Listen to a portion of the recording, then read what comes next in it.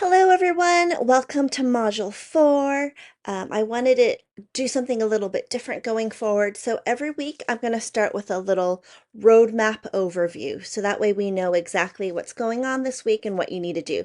So make sure you watch this video in its entirety, that you're not using an AI summary, but actually watch it from beginning to end. So I'm just going to go through Module 4 roadmap, and I'm doing this video to honor all learners, right? Because some people are visual learners, some people are audio learners. Um, so this way you get both. You get the written roadmap and then also one that we're gonna kind of chat through. So welcome to Module 4. We're a couple weeks in. I just want to make sure everyone knows that all students are responsible for going over the Module 4 roadmap on Mondays. That way you know exactly what's going on. And remember, I always offer a sneak peek to the next week as well, but we'll cover that as we go along. It's a friendly reminder, I have a Zoom office hour on Wednesday nights, and also an in-person office hour on Thursday nights as well. So if you don't understand something on Monday, you're looking through the different links and the link doesn't work, let me know on Monday, because remember, I have 2 business days to get back to you. So it's best that you make sure that you have everything you need in order to be successful, to turn in your assignments on time, and to have a clear understanding of that on Mondays. So I just want to make sure that everyone understands that the way that I crafted my class is that I understand life how happens. You get sick or something happens and you're not able to get to a quiz, you're not able to get an assignment, you miss a couple, again, a few, that's a few, not a lot, a few here and there, you're still going to be able to pass this course. But if you miss multiple assignments, multiple quizzes, multiple discussions, those can actually add up. So even if you're getting A's on the quizzes, but you're not turning in your discussions, it can really hurt your grade and hurt your ability to pass this course later on. So please make sure you're going through the Module 4 roadmap and you're making sure that you're putting in the time, you're scheduling your time and putting in your time in order to be successful in this course. This is an asynchronous course, so there's a certain amount of hours that you need to complete in order to pass this course. And so that's why the assignments are scheduled and presented to you in the way that they are so that you can fulfill your course requirements. All right, I wanted to address a couple of things. Friendly tip, when you're doing quizzes and instructions, make sure you're carefully reading the question and answering the questions using content from the actual modules. Please don't use AI or internet generated answers, because for the most part, I can actually tell, right? You need to type out your own answers. Do not cut and paste from another source, right? If you do this, it's grounds for you being dropped from this class due to academic dishonesty. AI, the internet, is a wonderful tool, but it cannot take the place of your own effort and your own work, right? So do not cut and paste from another source. Your work needs to be your own, not AI or internet generated. And you need to also make sure that your responses to questions are comprehensive enough to answer the question. So, for example, if the question is name 2 ways to promote healthy nutrition in young children, if you just respond with bullet point, be a role model, bullet point DAP, you won't get any credit because that could be anything. It could be you could answer that with safety, you could be responding to DAP for anything early childhood, math, early literacy. So in order to get credit, you would have to answer something like this. Teachers can be a positive role model and model healthy eating habits, eating behaviors, and design developmentally appropriate explorations about healthy nutrition to teach children about the benefits of healthy eating. So, for example, a couple people, when I had the question, how can teachers guide children to safety, safe behaviors? Some people just wrote environment, or they just wrote teacher as a role model. Like that isn't enough to answer the question, right? If you were talking to a parent or um, you were talking to another educator and somebody asked you this question and you just said environment, DAP.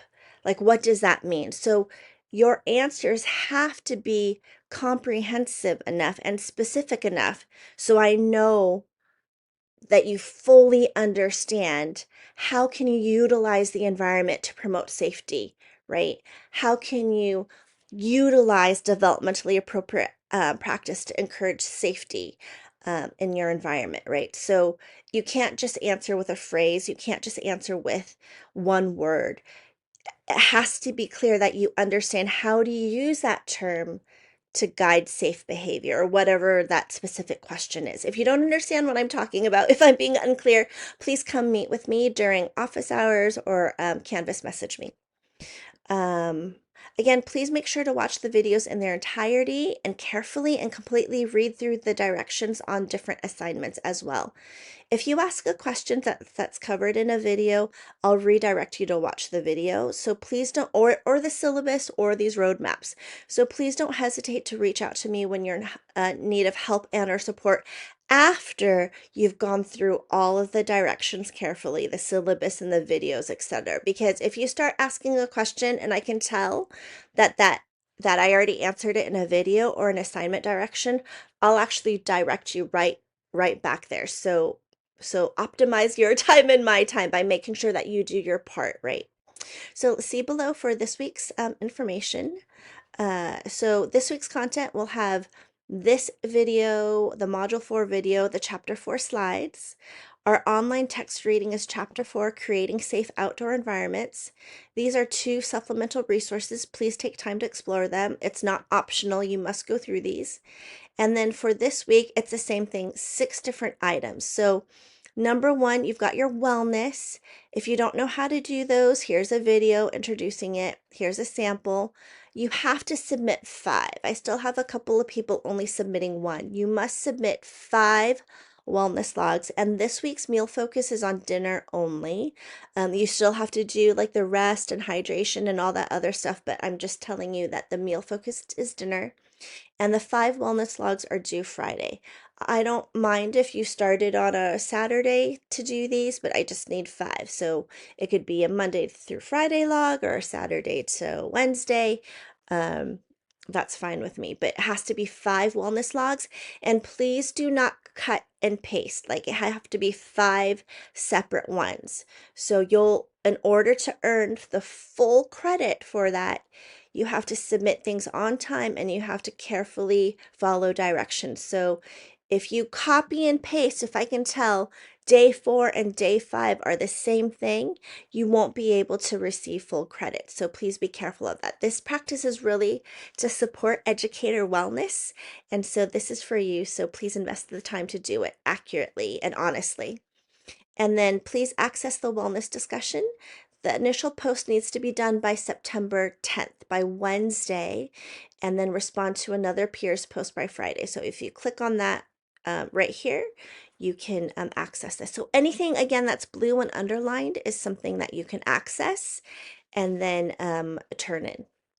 So number 2, explore Module 4 content, which is this area. Oh, this video link will also be added up here. And then Module 4 discussion post. It's a total of 3 posts. So Wednesday, you're going to do your initial post. And then by Friday, you are going to respond to 2 peers' posts. So you access the discussion here. This one, what you're doing, initial post due Wednesday. So by Wednesday, September 10th, using complete professionally written sentences, please share something covered within Module 4's content that you found interesting, thought-provoking, or challenging, and why. So there's 2 parts, right? What you found interesting, thought-provoking, and challenging, and then why. And this needs to be generated by you, not by AI, not by an internet search. And your response has to be specific to the Module 4 content. And then by Friday, September 12th, respond to 2 peers' posts. So some people are still forgetting. You do one on Wednesday, you respond to 2 people by Friday, right? And it needs to be added value, not just I like your post and that's it. You have to really respond in a thoughtful, meaningful way. So all three posts need to be thoughtful and meaningful, because I want us to have rich discussions about our contents. And again, those discussion posts can be from about the video, about the text, about the supplementary resources, anything within the module 4 contents. All right, and then we have the understanding check. These are our weekly learning celebrations, our weekly quizzes, and I really wanted to talk about this in detail this week. So I do these because I want to make sure our class has a good understanding of course and content, and it also helps me make sure that we're on the right track and provides a safe place for questions and reflections. So every single quiz, I look at them. If your answers are a little bit off, I will write a comment. So make sure you are reading the comments, because when it comes to the midterm, when it comes to the exam, these are basically these are basically going to be the same questions. So if you answer, like for example, a couple people on the quizzes, when I say, how do you guide children towards safe practices? And if you only responded with the word environment, or you only responded with the word DAP, or abbreviation of DAP, in your quiz, I will have told you, hey, you gotta really make sure that you provide a comprehensive answer. And I probably provided a sample response. So if you get to the midterm and you get to the final and you respond in the same way at the quiz, I might have given you half a point on the quiz, but because I took the time to address how I want this question answered and you failed to do so, you'll get a 0 on the final or the midterm. So please make sure you're paying attention to my quiz comments. Let me see what else. Please make sure to review all of our class content as featured in the weekly roadmap in order to optimize your grade for this quiz. When responding to short essay questions, please make sure you're answering using information from the class content, not using AI or internet generated answers.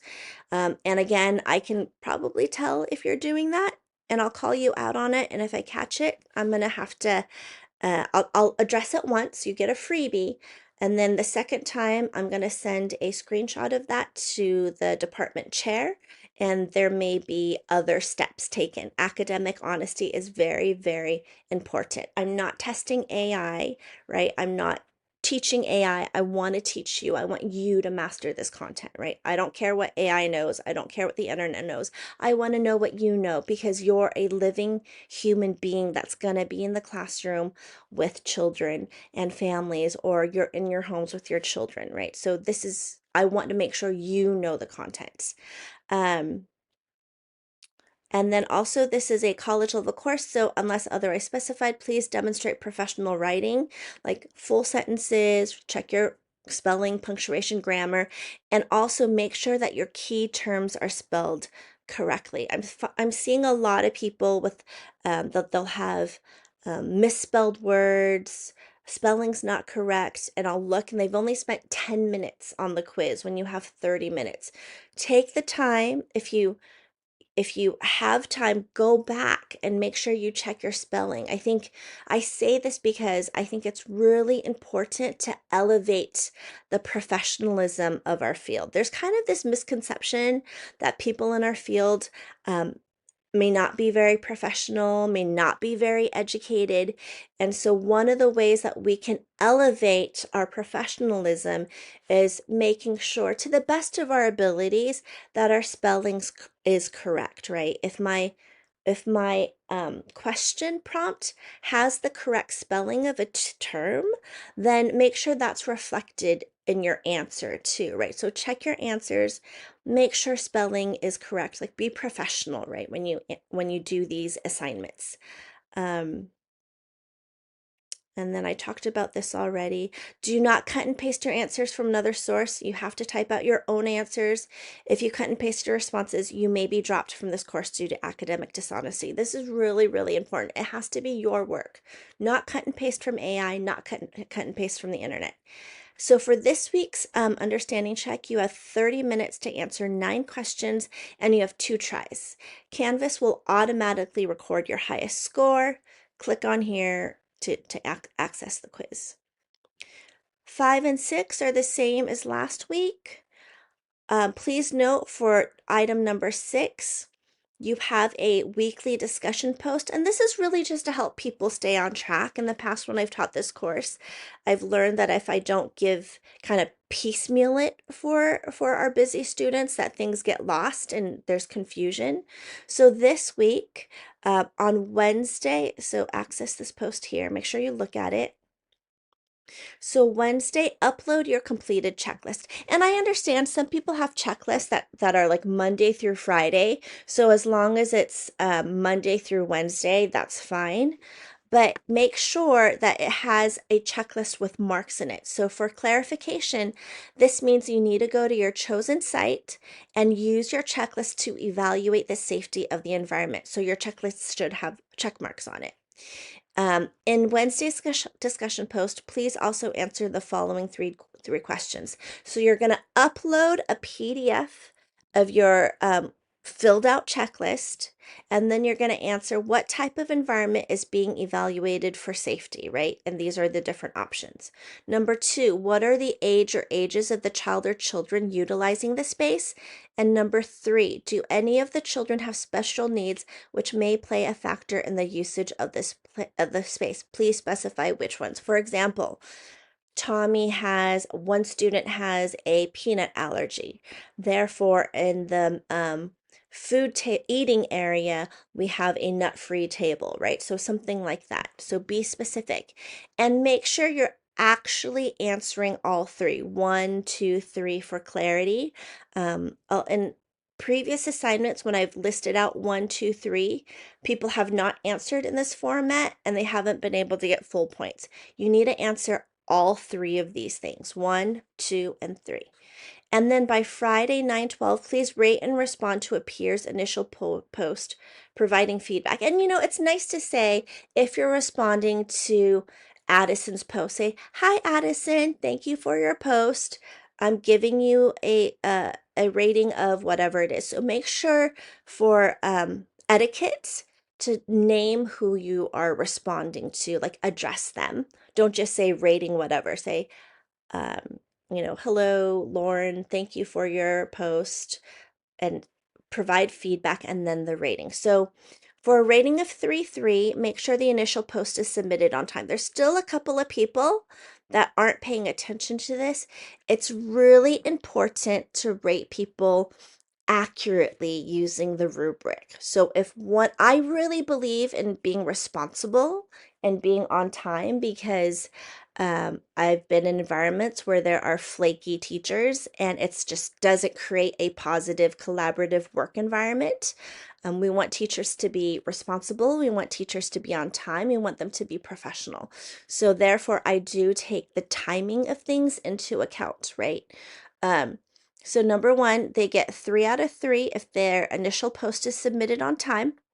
And then also there's the uploaded PDF of the filled out checklist. Again, if it's only filled out to Wednesday, that's fine, because some of them have Monday through Friday columns. And then make sure that the 3 questions have been comprehensively answered. So 3 parts: on time, PDF of filled out checklist, and then 3 questions have all been correctly answered, right? And then rating 2 out of 3 if it's late, but they still had the PDF and they did answer all 3 questions. Rating of 1 if they were late and one of the components was missing, and 0 if did not turn in anything, and if they're missing both components. So if you have any questions, please let me know. And then also there's this optional parking lot discussion. If you have questions and you're not sure about things, you can always come here, see if your peers can help you out. And then next week, we have Module 5. It becomes available on Monday, September 16th at 9 a.m. You'll still have your wellness logs and discussion, chapter 5, and my different resources, the class content discussion posts, the module 5 quiz, and then the 2 big projects. So if you have any questions, let me know. I want to make something really clear here for the mandated reporter training. If you've already done this, you need to send me an email of what you've done, and then we need to do a substitute assignment for you. If you did this training through a different program and it didn't take 4 to 6 hours, then you still need to make up that those hours, and we still have to talk about it. So if you're not sure, come to me in office hours or email me. This is really, really important. All right. Hope that makes sense. If any of this is unclear, make sure to reach out to me via Canvas messages on Monday. Thank you so much. Bye.